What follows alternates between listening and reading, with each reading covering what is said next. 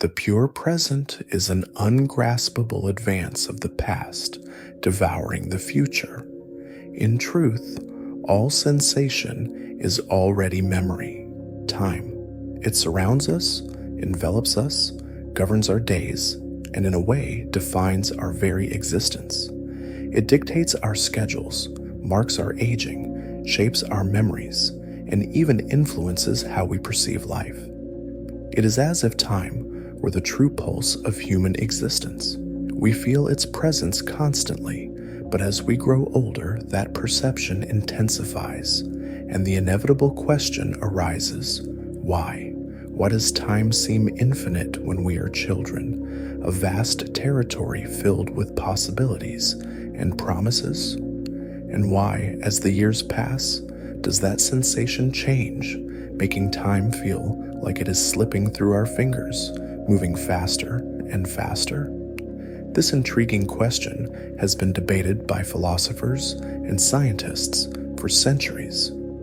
Plato associated time with celestial movements, Aristotle linked it to the soul, and Einstein described it as a flexible dimension, as malleable as space itself. But when it comes to understanding why our perception of time changes with age, perhaps no thinker came closer to the truth than the French philosopher Henri Bergson. Bergson was one of the most brilliant minds of the early 20th century. His ideas influenced writers, artists, and intellectuals of his time. Besides being a philosopher, he was also a remarkable mathematician, having received prestigious awards in the field. In 1927, he was awarded the Nobel Prize in Literature, recognizing his profound and groundbreaking contributions to human thought.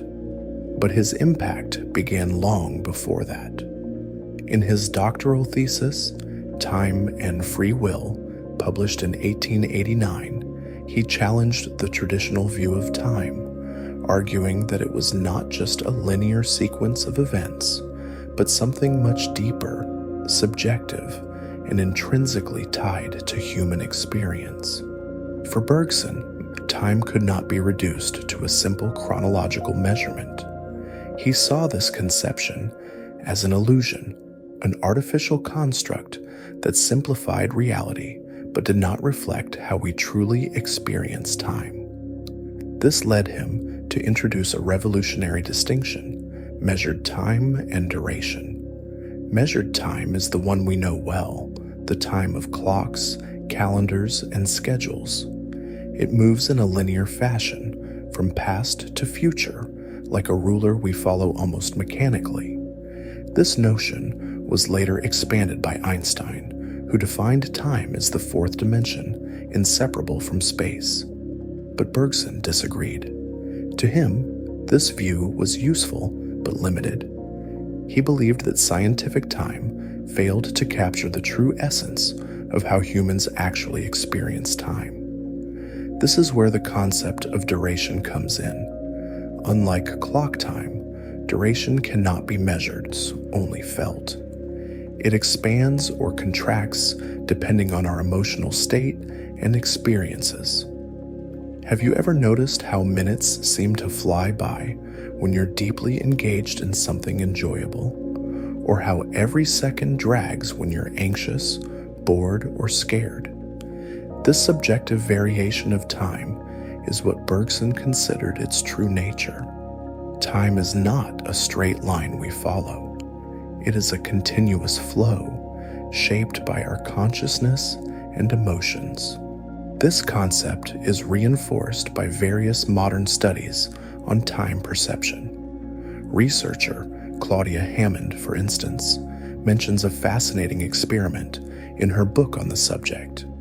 In it, people with arachnophobia were exposed to spiders for 45 seconds.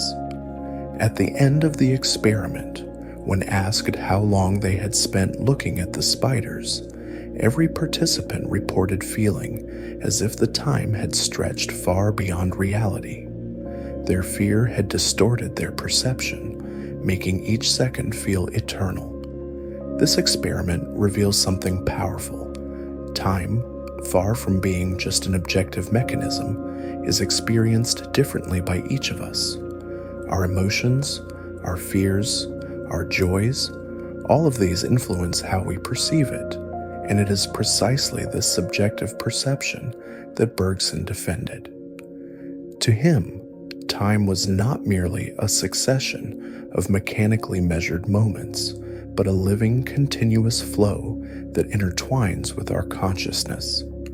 And here lies an intriguing question. If our perception of time can be altered by emotions and experiences, can we learn to experience it differently?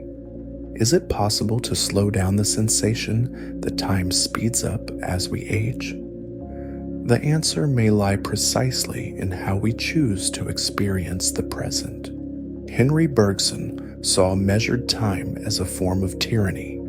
To him, our obsession with clocks, schedules, and deadlines distanced us from the deeper experiences of life. Mechanical time became a relentless master, always pushing us toward the next task, leaving no space for contemplation or for truly living in the moment.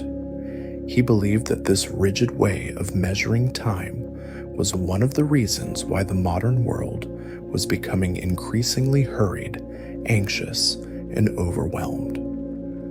Our fixation on time as something to be controlled prevents us from perceiving its true essence. Bergson proposed the idea of duration, explaining why our perception of time can vary so much. In moments of joy or creativity, we live fully within this duration. We are not thinking about the ticking clock or the passing minutes. We are absorbed in the flow of experience. When we are immersed in the present, time feels expansive, free, and continuous. The illusion of measured time disappears, leaving only the pure experience of living.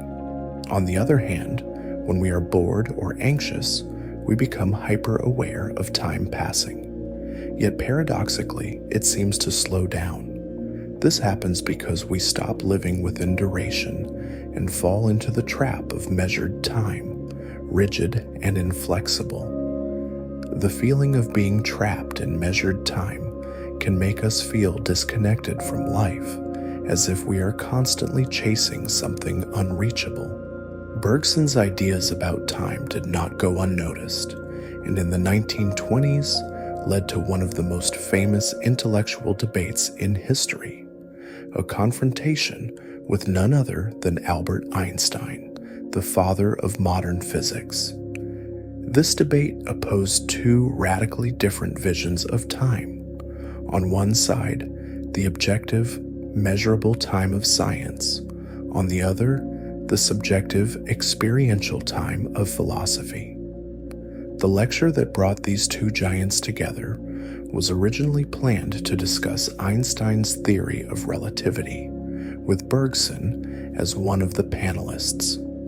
In addition to being a renowned philosopher, Bergson was a celebrated public figure, known for his bestseller, Creative Evolution. The debate began with Bergson praising Einstein's contributions, but soon shifted as he introduced his vision of human experience of time.